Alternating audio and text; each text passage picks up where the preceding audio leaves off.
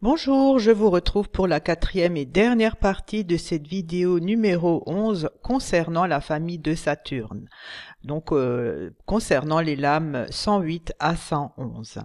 Alors, avant de commencer, je rappelle toujours que je puise l'essentiel des informations donc de ces cartes dans le livre officiel des créateurs de ce jeu, le grand oracle français Fabrice et Ludovic, que parfois j'agrémente de mes expériences personnelles.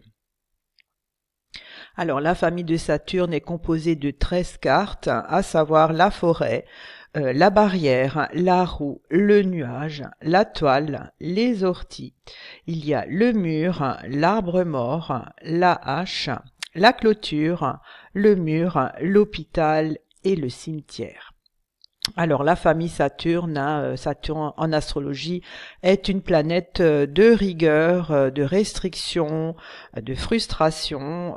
Donc, quand ces cartes sortent, c'est toujours signe qu'il va devoir y avoir un souci ou un effort à faire.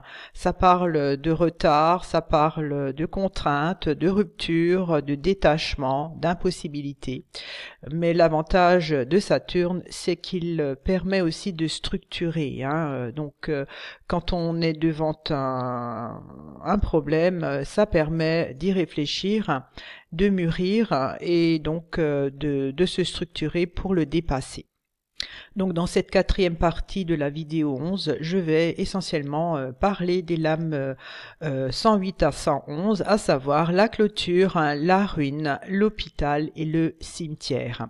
Alors je rappelle que donc les auteurs ont eu la subtilité de rajouter une précision complémentaire avec la graduation avec une étoile concernant le degré de positivité ou négativité de la carte, qui peut aider donc à l'interprétation. Et comme vous le constatez, donc la clôture et la ruine ont d'ailleurs les quatre cartes, donc la ruine, l'hôpital et le cimetière, ont l'étoile tout à gauche de la croix sombre. Donc quand ces cartes sortent, c'est que vraiment voilà, il y a quelque chose de pas facile qui doit être vécu par la personne ou qui l'attend. Avec la carte 108, la clôture, il s'agit toujours d'un certain enfermement.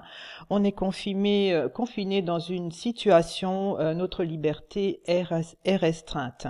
Ça parle donc d'une certaine prison. Ça peut être une prison mentale, ça peut être la prison tout court aussi, ça dépend des cartes autour, mais la personne est toujours limitée dans ses actions, soit c'est imposé ou alors c'est elle qui se l'impose mentalement.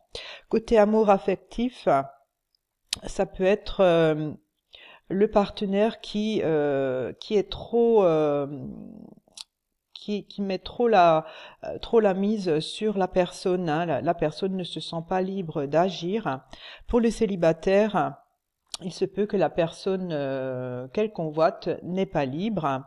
Ça pourrait être aussi certaines contraintes familiale, ou avec les parents, on n'est pas libre parce qu'on doit s'occuper d'eux.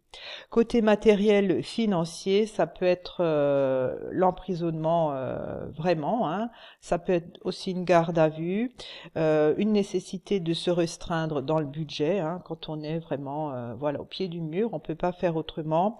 C'est une situation matérielle qui empêche aussi de se projeter dans l'avenir. Côté professionnel, il y a une impossibilité d'avancer.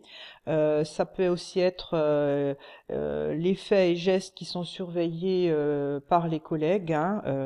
Ça peut aussi être un blâme ou des comptes à rendre. Cette situation donc professionnelle n'est vraiment pas, on peut pas agir, on subit et donc on se sent emprisonné dans une situation qu'on ne peut pas trop se défaire. Côté santé bien-être, ça peut être du repli sur soi, ça peut être aussi un blocage qui nuit à l'épanouissement. Ça peut être donc un blocage un blocage intellectuel qui empêche justement de penser que ça pourrait être autrement. Il peut aussi y avoir des risques de phobie. Donc avec cette carte 108, la clôture, il faut toujours penser enfermement, prison. On peut être aussi parqué dans une situation. Ça peut être de la captivité, de l'incarcération, une certaine paralysie. C'est la liberté qui est réduite à néant, on vous met là et vous pouvez pas sortir. Ça peut être de la détention ou alors aussi un certain confinement. Avec la carte 109, la ruine, il s'agit toujours d'une certaine faillite. Pensez donc à la maison qui a été construite et qui, avec le temps, s'écroule, on ne peut rien faire. Il y a quelque chose qui s'effondre, qu'on a construit malgré soi. Donc c'est toujours une cessation de quelque chose, un anéantissement. Ça peut être une chute, le déclin, l'échec aussi. Souvent, ce qu'on a construit ne tient pas. Côté amour affectif, ça peut être un échec amoureux, un écroulement des liens relationnels ou la fin de soutien de l'entourage. Côté matériel financier, ça peut être de très gros problèmes financiers qui s'annoncent, des mauvais placements. On a misé sur quelque chose et ça ne porte pas ses fruits. C'est une faillite financière. Ça peut aussi être l'abandon des projets qu'on a entrepris. Ça peut être au niveau du foyer un sinistre ou alors le véhicule. C'est également une détérioration de l'habitat. Côté professionnel, ce sont les efforts qui sont réduits à néant. Ça peut être aussi un scandale professionnel avec une image salie, une notoriété qui se dégrade. Ça peut être la faillite d'entreprise ou alors le dépôt de bilan. Côté santé bien-être, c'est donc des problèmes de santé qui sont alarmants. Une négligence qui est due à la négligence de la personne sur sa santé. Il y a donc urgence de consulter et de faire des examens. Donc avec la carte 109, la ruine, il faut toujours penser faillite, abandon de quelque chose, échec, écroulement, anéantissement, déclin, déchéance et la chute. Avec la carte 110, l'hôpital, on parle souvent donc de maladie, d'hospitalisation. Ça peut être une opération, c'est de la douleur, c'est aussi un malaise. On parle d'infection, de convalescence. Côté amour affectif, c'est donc une relation amoureuse malsaine. Ce sont des rapports familiaux ou amicaux qui sont nocifs. Cette carte représente toujours une certaine nocivité de la situation. Côté matériel financier, c'est donc la situation financière qui est déséquilibrée, les projets qui sont en cours peuvent s'annoncer nuisibles. Côté professionnel, il peut y avoir un malaise professionnel, nécessité de congé ou d'arrêt maladie. L'ambiance du travail est malsaine, avec des répercussions graves sur la personne au point de vue physique et psychologique.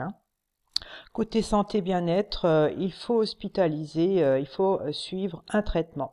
Donc avec cette carte 110, l'hôpital, il faut toujours donc penser maladie, pathologie, thérapie, douleur aussi, malaise, il peut y avoir une opération, une infection. En tout cas, c'est une carte qui reflète de la douleur. Alors voici la dernière carte donc de ce jeu du grand oracle français, qui est donc la carte 111, le cimetière, qui représente bien souvent la mort, la fatalité. C'est donc une fin absolue d'une situation positive ou pas.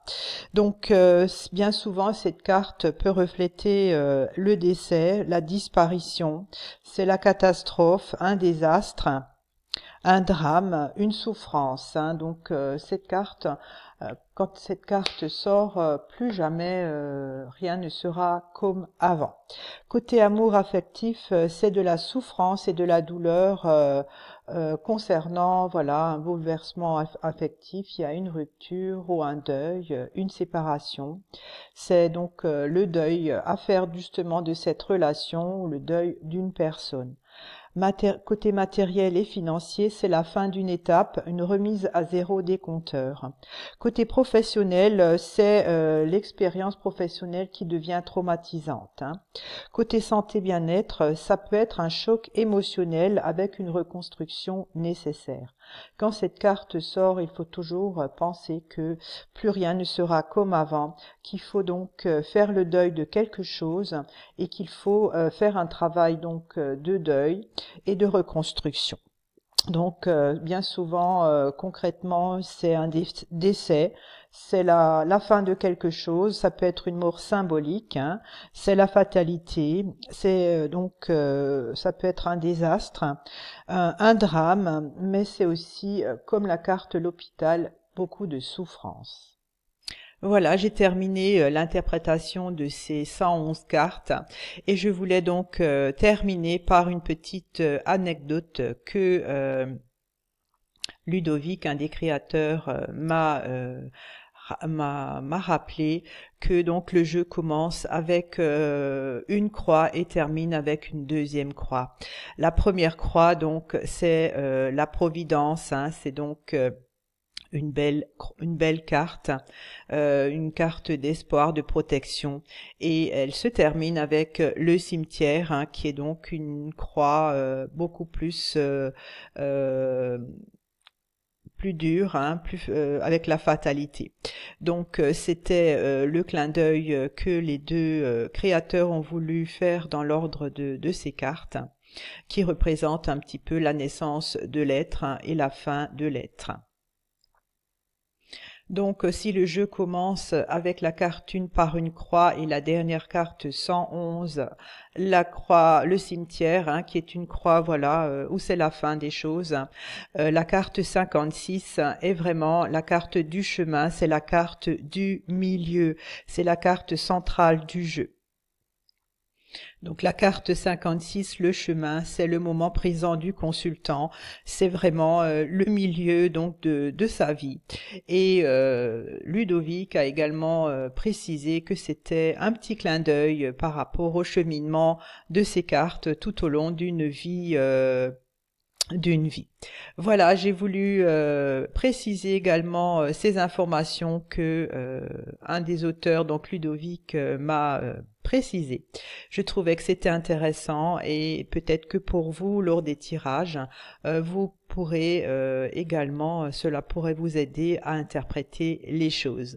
Voilà, j'ai été ravie d'avoir pu vous expliquer au fur et à mesure des vidéos l'interprétation de ces cartes, en espérant que cela va vous apporter une aide et surtout un progrès pour mieux comprendre ces cartes. Je vous remercie et je vous dis à très bientôt pour une autre vidéo. Au revoir.